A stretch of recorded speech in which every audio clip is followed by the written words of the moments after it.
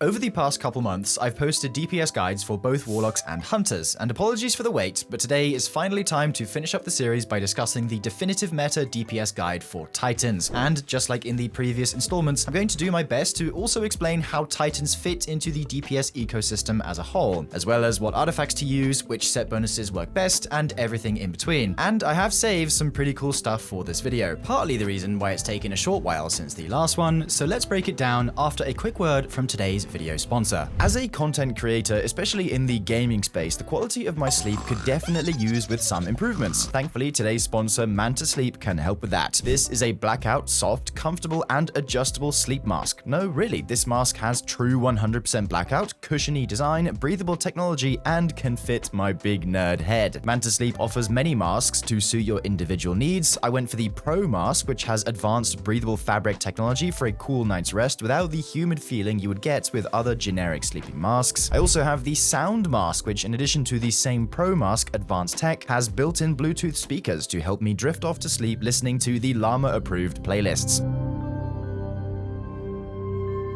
And while other generic audio masks are bulky for side sleeping, the Sound mask has ultra-thin speakers with an infinitely adjustable design for a much more comfortable sleeping position. You can find even more designs, customizable colors, and mask bundles on mantasleep.com. Use code Llama10 for 10% off, or click my custom link in the video description below. So, if we're saying that Warlocks are your support options and Hunters are your damage options, that essentially makes Titans a little bit of both. They can deal pretty good damage, though not as much as Hunters, but they also have unique support options that neither Hunters or Warlocks possess, which does make them pretty interesting. Basically, if you're a Titan, you get a little more freedom to choose the role you want because you're pretty good at both, these being DPS and support. Unfortunately, Titans are the most plain in terms of specialized options that only they have access to. And what I mean is they don't have things like Mobius Quiver, Levi's Breath like Hunters do, or Still Hunt plus Celestial Nighthawk, or for Warlocks, Euphony synergy with Strand, for example. But at least the one thing they do have is Curus of the Falling Star, which only up until Monument of Triumph was the single best super augmenting exotic in the game, and Thundercrash reigns supreme as the best one-off super for ages. Sadly, the mantle has now been assumed by Shards of Galanor Blade Barrage on Hunter, but not because Curus was nerfed or anything. Galanor is just flat out better. Curus T-Crash is still the GOAT though, and will be the basis of a lot of what you see here today. So let's get into the rotations. Okay, so first of all, we are going to discuss basically the most brain-dead options that no matter what you do, you are going to be guaranteed to be dealing a good amount of damage. And essentially what that means is using Truth, or different exotic heavies that also do well, or like the Heavy Sniper, for example. Though we're going to focus on Truth here, and guys, this weapon is just so good. If you haven't clocked onto this by now, this is maybe one of the easiest good DPS weapons to use in the entire game, especially if you have the Catalyst that gives it Reaper's Tithe, which by the way is a 40% damage buff on top of the buff that this weapon already received in the Monument of Triumph update. It's very good. This whole build is literally just enabling Truth and then using the best super options that we have access to on Titan. So the two ingredients that you really need to just do good damage on a Titan is number one, Curus of the Falling Star, and number two, Thundercrash. Combined together, this is still a very good burst one-off super. It is the best one-off option that Titan still has, and that is going to be the basis of this setup. Then we have Truth, and I also have Conspiracy Honed here from the Equilibrium dungeon with the god roll of Ionized Heatsink, Vorpal Weapon, and Bait and Switch to pair alongside it, because this is going to be a great option to use once your Truth has run out, if you're in a much longer damage phase, for example, and you need to pump out some more damage after your Truth has run out. So in terms of the armor and the stats that we are using for this build, the armor is going to be the full Vault of Glass 4-piece set, because this set is very powerful for damage setups, particularly with Truth, because the 4-piece says while you have a subclass buff, dealing sustained damage creates an orb of power. Now this is very good because if we are using the Queen's Foil Sensor artifact, we have a mod on here called Argent Ordnance. Firing a rocket launcher consumes 1 stack of armor charge, granting increased damage and reload speed until you reload or stow your rocket launcher. Now this is a 15% damage buff, so it's literally free damage, though it does consume your armor charge. So how are we countering that? Well, that's where the GoA Set comes in, because if you've seen from some of the clips that I'll be playing in the background, when we are dealing damage with Truth, we are just constantly gaining armor charge every once in a while because of the GoA Set. So while yes, we are consuming charges with Argent Ordnance, it doesn't consume them at a high enough rate to offset get the gain that we get from the Vogue set, or they basically kind of match each other. So you'll never have the fear of losing your armor charge when you are using this set. It's a great way to keep it up and obviously keep up our surges as well, which is going to be triple void surge for the truth. So the Vogue set, if you haven't clocked onto already, is basically one of the best damage sets in the game. It works for basically all classes, not just for the sake of truth. Keeping up your surges on your own without the help of like a Warlock's Well of Radiance is very powerful in damage phases. And Argent Ordnance is basically the only mod that we need from the Queen's Fall sensor. You could run a couple other ones like, I don't know, Fever and Chill, Heart of the Flame, for example, but these aren't really relevant here. You literally just want this artifact for Argent Ordnance to boost the rocket damage by 15%. Now, the optimal way to use Truth is to get 4 kills beforehand, assuming you have the catalyst, because if doing so, you will get Reaper's Tithe ready ×4 in the bottom left, and then reloading will just kind of stow it,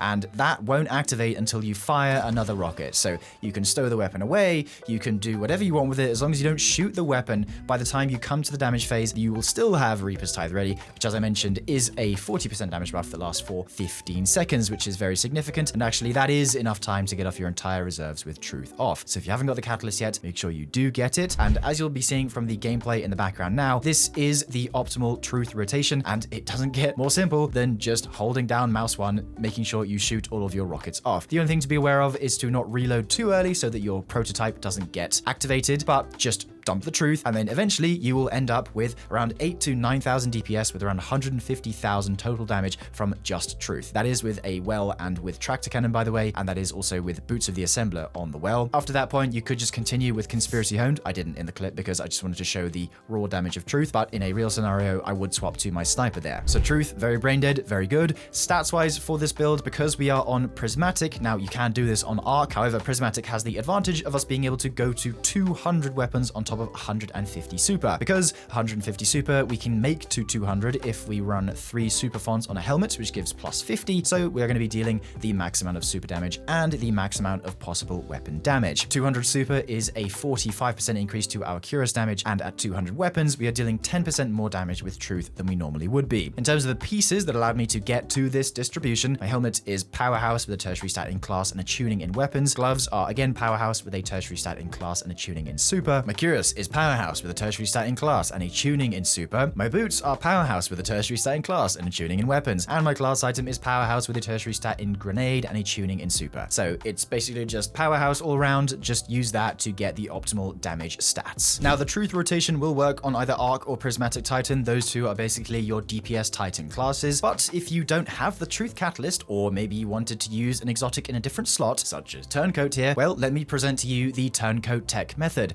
This is a bug. However, because the game is not getting patched anymore, this bug is essentially a feature. If you haven't seen this already, essentially when you activate the special mode of the Turncoat exotic hand cannon, which you can get from the Monument of Triumph reward pass, it also applies to the explosive damage of your other weapons if you switch weapons while in a super animation. And the way that works is, if you see here normally, my Hezen Vengeance is going to deal around 2,500 damage just on its own. But now, if I do the same thing and activate my Turncoat special mode like this, and I use my super, and I swap to my rocket when I come out of my super, it is now going to deal around 3,400 damage. It's literally just free damage out of thin air, all for simply hitting a very easy timing to do weapon swap as you come out of your super. And this is very good because, as you can see in the clip in the background, we are actually ending up dealing basically the same amount of total damage as Truth if we are using Turncoat and a Hezen Vengeance with this tech. However, the DPS is slightly lower just because Truth is just that insane. That's just how it is. And that is also just rocket dumping. As you can see, we empty our reserves and I stop once I stop all of my rockets. Again, it's around 150,000 total damage. In fact, it's a little bit more than Truth actually. And by the way, the god roll of Hezen that I'm using here is Cluster Bombs and Aggregate Charge. This perk used to not be on Hezen before, but it is now after the Monument of Triumph update. It is a double damage roll, but because of Time Loss Magazine, we get 2 rockets in the mag after we pop our super. So it doesn't actually end up mattering that much. Hezen Vengeance is the best legendary rocket launcher there is, so that's why it is able to compete with something like Truth. So this is just an alternative method if you wanted to try something different. The Turncoat tech is very, very easy to do. Plus, if you like running primary weapons, especially Turncoat, this is a very good primary weapon. You can now use it in both neutral for fun and it has an application in DPS as well. Keep in mind, you can also use 1000 voices here if you wanted to be even more lazy about your DPS, but be aware that only one person on your team can use 1000 voices, because if you have more of them, the Scorch does not stack, so you will get less damage effectively across the entire team if more than one of you is using 1000 voices. And actually, if anyone is using 1000 voices on your team, it should be your Solar Warlocks using Dawn Chorus, because they can get the increased ignition damage from that instead. But I just wanted to show you that option because it is also pretty decent. Furthermore, I did just want to say that obviously Rockets and Truth are very good burst DPS options. They don't have too much total damage, so that's where having secondary weapons like Conspiracy Hone comes in. But if you are in a particularly long damage phase, such as the War Priest from Pantheon, for example, or maybe the Korgos variants from the Desert Perpetual raids, using something like the refurbished A499 Heavy Sniper would be better, because this thing still has very good DPS and it has a ton of total damage, especially if you use it with something like the encrypted data disk artifact, because on here you have access to Sniper's Meditation, which will increase your sniper damage by around 10%, I believe. So it's quite good for any long damage phases that you need lots of total damage for. Refurbished A499, very good. Basically, the gist of Titan DPS is use Thunder Crash, use Curious of the Falling Star, and then use a heavy weapon that has either good DPS or good total, depending on the fight that you are doing. There's a little bit of quirkiness that you can do with things like the Turncoat tech, for example, if you wanted to mix it up. But for the most part, Hez and Vengeance, Refurbished A499, and Truth are your best friends when it comes to just DPS generally, not just Titans. With any of those options, you will be doing well. So with the general DPS option out of the way, I now wanted to go a little bit more specific and discuss how you can play the support role as a Titan, because you actually can, and you can do it pretty well. And that has only become possible in this update, as in Monument of Triumph, with Hallow Fire Heart, believe it or not. So on the first day of the update, we did a super testing video where we discovered that Hallow Fire Heart not only improves the damage of your supers by a lot, it's actually a lot. This lets your solar supers do a ton of damage, and if you were to take on the Tractor Cannon support role, as in providing the 30% debuff for your team, despite your damage being lower because of doing this, you can make it up with Hallow Fire Heart supers. And granted, it is not going to be accessible on every single boss in the game, because you do need adds before damage to be able to stack up stacks of Sunfire Furnace, which is the perk that Hallow Fire Heart comes with, but it is still good when you can get it to work. Again, the armor set that I'm using for this build is Vault of Glass, because it's just very good for any general DPS option, and you must make sure to have 150 super when using Hallow Fire Heart, and be running the Tablet of Ruin artifact, because it has the Limit Break perk, which states casting a super while you are critically wounded or have an elemental buff matching your super element grants a period of increased super damage. Now this is 15%, so we're going to be dealing even more damage with our super, and this is basically what it looks like. So getting kills with solar abilities is going to give stacks of Sunfire Furnace on the left, and this goes all the way up to ×10, and when at ×10 stacks, this is the highest amount of super damage you can possibly do. So to show you that, I'm just going to quickly go over here. I'm going to refresh this. I'm going to spawn Carl back in. I'm going to go Tractor Cannon, activate Limit Break with Restoration. Then I'm just going to spin to win on Carl, hopefully not phase through him. That is obviously something that can happen. But if you cap your frames, I think that can stop happening, but hey-ho.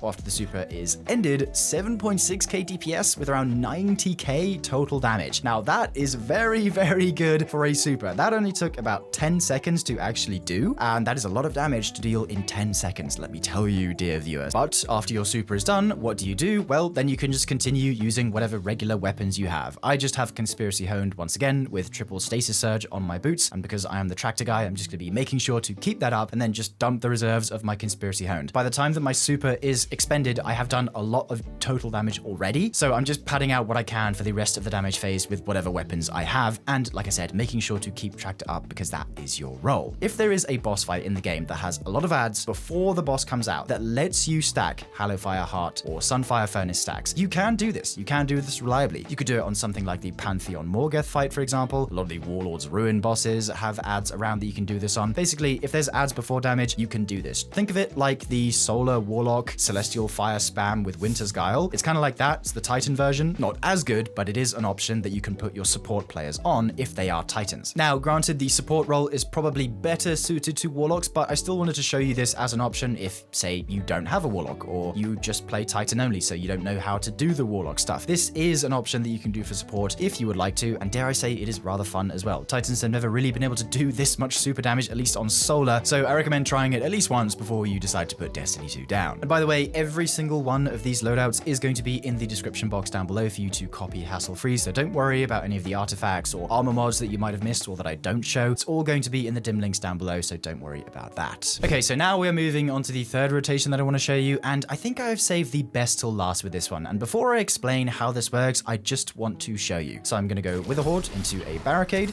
into a Thunder Crash super, then I'm going to go rocket, grenade, rocket, grenade, rocket, grenade, rocket, grenade, another rocket, another grenade, another wither horde, then another rocket, then a grenade, rocket, grenade, rocket, grenade, another wither horde. Let's go with a salvager's salvo. Let's swap loadouts to over here. Let's go another rocket. Let's go this.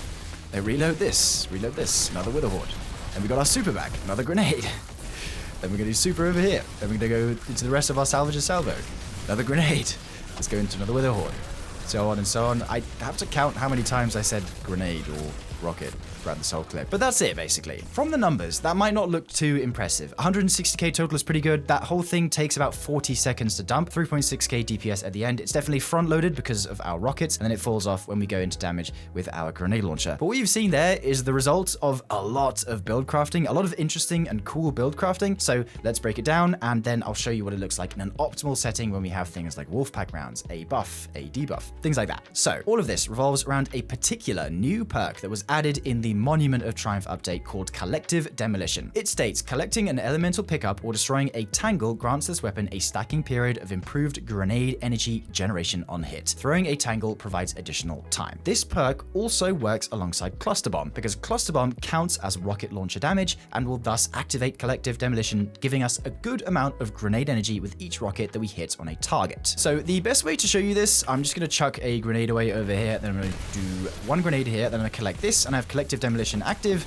Now, you see my grenade energy, it basically chunks up because of cluster bombs. It's quite a lot as well. I'm going to collect this, then I go rocket, just shoots up because of cluster bombs. So that is the first piece. That is what's helping us get a lot of grenade energy back. Number two, another way that we are getting a lot of grenade energy is through Touch of Thunder pulse grenades, because when they are attached to a target, they generate ionic traces on hit. And if we use something like Spark of Magnitude, those grenades are going to last longer, which means they're going to make more traces. So just in their raw form, if I show you with 2 grenades, no rocket input whatsoever, if I chuck 2 grenades over here, I'm going to be getting a good amount of grenade energy. Not a huge amount, not compared to the rocket at least, but it is something, and that is going to help in the background with consistency. And then the last piece of the puzzle is going to be the full 4-piece armor set from the Grasp of Avarice dungeon, because it states the 4-piece, while you have stacks of Untold Greed, which is a buff you get for collecting orbs of power, ammo, or elemental pickups such as ionic traces, orbs of power and elemental pickups provide more of their respective energy, and strand tangles deal increased damage. When your shields are broken, all stacks are converted into a fountain of orbs of power. Last part doesn't matter. Basically, just think of the full 4-piece Grasp set as getting more grenade energy with collecting elemental pickups like ionic traces. Furthermore, if you have good stats such as 200 weapons, this is going to boost the rocket damage by 10%, and then whatever secondaries we have by 15%. Then high grenade, 125 natural, and then if I have 3 fonts on the gloves, this is going to take this all the way to 175 grenade stat, which is roughly a 40%-ish grenade damage boost. This can get pretty nice. This is a very, very cool setup, and I actually wasn't the first to discover this. Shout out to Melito, who's the first to kind of put this together and inspired me to get this all grinded, all of this armor. This is basically a big reason why this video has taken a while, is because I wanted to farm all of this armor to show this rotation in its best form. And actually, you can make this even better. You can get 130 grenade. That is as high as it's gonna go, but I was a little bit unlucky with my armor, so such is life. But it's a very, very cool rotation, and I did just want to show this off because it does a lot of damage, especially when it is optimal. But before we show that clip, I just want to show a couple more things that go into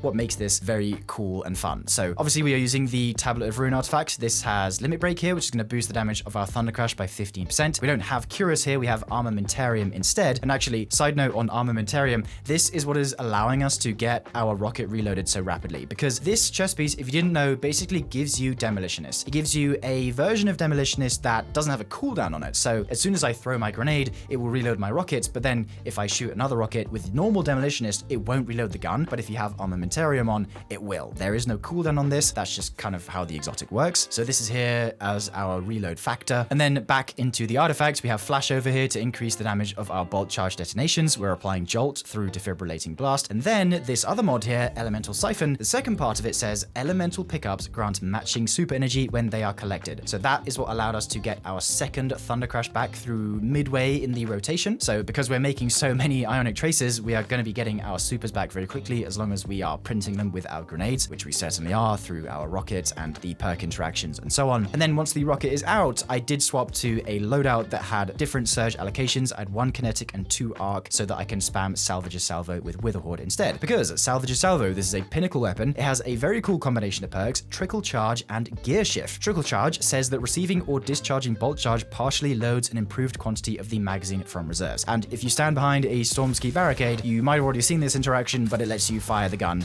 infinitely as long as you are dealing damage or just discharging bolt charge. It works better versus a target rather than raw. So if I stick Witherhoard here and then just start damaging, because I am discharging bolt charge and just generating more, I can just shoot it forever. Literally pre-nerf Lunafaction boots for those of you who were here from those days of the game. So I thought that would just be a very good secondary weapon to use after you are finished with your rockets. And the only reason you see me swap loadouts is because I am surge swapping so that it gets more benefit. The first loadout has triple solar surge to accommodate Apex Predator. The second is 1 kinetic and 2 arc for salvages and Witherhoard here. Also, you can take this even further by using a different rocket launcher. We can use Hezen Vengeance here, which also has access to collective demolition, but this time it is in the left, which means we can use a damage perk, and the best one is collective action. Collecting an elemental pickup or destroying a strand tangle grants this weapon a stacking period of further increased damage. This got a buff. This is now a 30% increase to your rocket's damage. It used to be like, I don't know, 20% or something like that, but it did get a buff. So these two work incredibly well together, especially in this rotation. However, you are giving up cluster bombs, which interestingly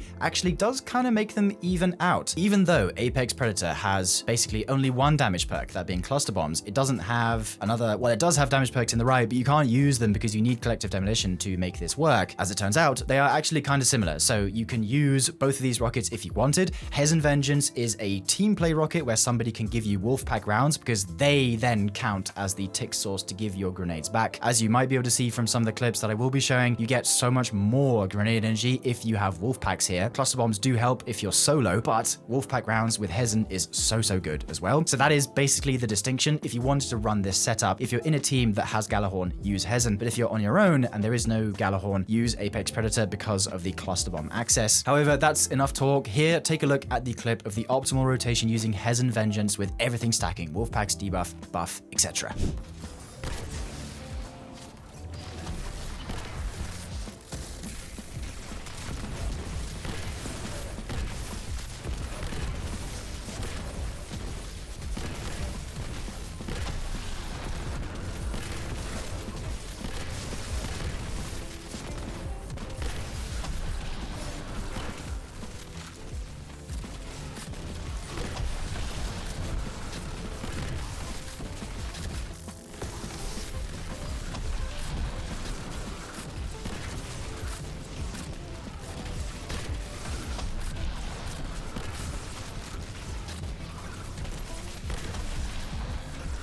So as you can see from the clip, the DPS of the rotation is anywhere between 7 and 8k plus. It is actually a little bit less than Truth, which is kind of funny, but where it wins is the total damage. At the end screen, you can see that the Hezen version has around 270,000 total damage, which is very good, especially in a 40-second window. That is very nice to have. And then taking a look at this clip, which is slightly different, this is with the Apex Predator version with Tractor and a Weld, but no Wolfpack rounds. And actually, it ends up being relatively similar. The DPS is lower with around 6 to 7k, but again, it is hitting around 250,000 total, which is pretty good. And while yes, you could just put on Truth and then any other special weapons such as Conspiracy Hone, Witherhoard, or Salvage a Salvo, or whatever, I still just wanted to show this rotation because it is incredibly fun and it actually is quite good as well. It is not applicable on all bosses because you are going to need to do it on bosses that you are relatively close to for the Ionic traces to actually get to you in the first place. Something like Caretaker springs to mind from Vow of the Disciple. I think it would work very well there. Or maybe something like the first boss from Warlord's Ruin. So it does depend on the boss that you are fighting, but I still wanted to show it because, like I said, it's a very, very awesome rotation, so it's very appropriate for this video. So that about does it for how to deal optimal DPS if you are a Titan. Now, at the end of the day, it is just going to be a case of putting on Curus of the Falling Star, Thunder Crash, and then just using Truth or the Heavy Sniper or Hez and Vengeance with the Turncoat tech. But if you wanted to be a little more interesting, you could go with the support option of Hallowfire Heart and Tractor Cannon, or if you really wanted to mix things up, go with the full Grasp of Avarice set with the Armamentarium rocket rotation, which is so much fun to do. You do have a fair number of options on Titan, and despite Hunters having the better super options, they are still very, very good for the damage roll. Again, like I said earlier in the video, all of these dim links are going to be in the description for you to copy hassle-free if you wanted to get these builds together yourself, but that is going to do it for today's video. So I hope you enjoyed the video, guys. I know it was a bit of a long wait, but I hope it was worth it, and I will see you in the next one. Bye for now, dear viewers.